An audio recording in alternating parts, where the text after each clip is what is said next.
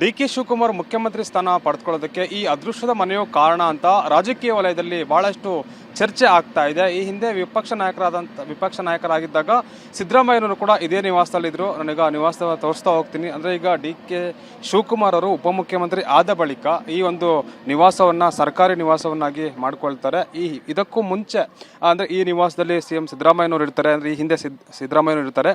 ಅದಾದ ಬಳಿಕ ಅವರು ಕಾವೇರಿ ನಿವಾಸಕ್ಕೆ ಶಿಫ್ಟ್ ಆದ ಬಳಿಕ ಇದೇ ಸರ್ಕಾರಿ ನಿವಾಸಕ್ಕೆ ಡಿ ಕೆ ಶಿವಕುಮಾರ್ ಅವರು ಶಿಫ್ಟ್ ಆಗ್ತಾರೆ. ಅಂದರೆ ಈಗ ರಾಜಕೀಯ ವಲಯದಲ್ಲಿ ಯಾವ ರೀತಿ ಚರ್ಚೆ ಅಂತಂದರೆ ಈ ನಿವಾಸಕ್ಕೆ ಬಂದು ಹೋದ್ರೆ ಅಥವಾ ಈ ನಿವಾಸದಲ್ಲಿ ವಾಸ ಇದ್ರೆ ಮುಖ್ಯಮಂತ್ರಿ ಆಗ್ತಾರೆ ಅನ್ನೋ ಒಂದು ಅದ್ರ ಮಟ್ಟಿಗೆ ಕೂಡ ಈ ನಿವಾಸ ಒಂದು ರೀತಿ ಖ್ಯಾತಿ ಪಡೆದಿದೆ ಅಂತ ಹೇಳ್ಬೋದು. ಸದ್ಯಕ್ಕೆ ಡಿ ಕೆ ಶಿವಕುಮಾರ್ ಅವರು KK ಗೆಸ್ಟ್ ಹೌಸ್ಗೆ ಒಂದು ಗೃಹ ಕಚೇರಿಯನ್ನು ಶಿಫ್ಟ್ ಮಾಡ್ಕೊಳ್ತಾರೆ ಅನ್ನೋ ಮಾಹಿತಿ ಲಭ್ಯ ಆಗ್ತಾ ಇದೆ. ಆದರೆ ಈ ನಿವಾಸವನ್ನು ಏನು ಮಾಡ್ತಾರೆ ಅನ್ನೋದು ಕೂಡ ಕುತೂಹಲ ಕೆಳಿಸಿದೆ.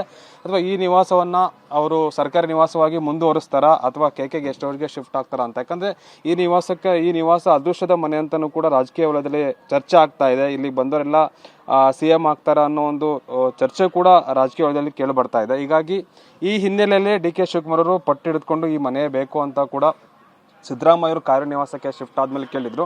ಹೀಗಾಗಿ ಈ ಮನೆಯಲ್ಲೇ ಮುಂದುವರಿಯುತ್ತಾರಾ ಅಥವಾ KK ಗೆಸ್ಟ್ ಹೌಸ್ ಅಲ್ಲೇ ಇರ್ತಾರಾ ಅನ್ನೋದನ್ನ ಕೂಡ ಕಾದ್ ನೋಡ್ಬೇಕಾಗಿದೆ. ಸದ್ಯಕ್ಕೆ ಈ ಮನೆ ಅಂತೂ ಕೂಡ ಅವರಿಗೆ ಇಲ್ಲಿ ಬಂದ ಮೇಲೆ ಅದೃಷ್ಟ ಒಲಿತಾ ಅನ್ನೋ ಒಂದು ಮಾತುಗಳು ಕೂಡ ರಾಜಕೀಯ ವಲಯದಲ್ಲಿ ಸಹಜವಾಗಿ ಚರ್ಚೆ ಆಗ್ತಾ ಇದೆ. ಹೀಗಾಗಿ KK ಗೆಸ್ಟ್ ಹೌಸ್ಗೆ ಶಿಫ್ಟ್ ಆಗೋದೊಂದು ಕಡೆ ಆದರೆ ಈ ನಿವಾಸವನ್ನು ತನ್ನ ಬಳಿ ಹಾಗೆ ಉಳಿಸ್ಕೊಳ್ತಾರ ಅನ್ನೋ ಒಂದು ಕುತೂಹಲ ಕೂಡ ಕೆರಳಿಸಿದೆ. ಕ್ಯಾಮ್ರಾ ಪರ್ಸನ್ ಜಗನ್ ಜೊತೆ ಅನಿಲ್ ಕಲ್ಕೆರೆ TV9 ಬೆಂಗಳೂರು.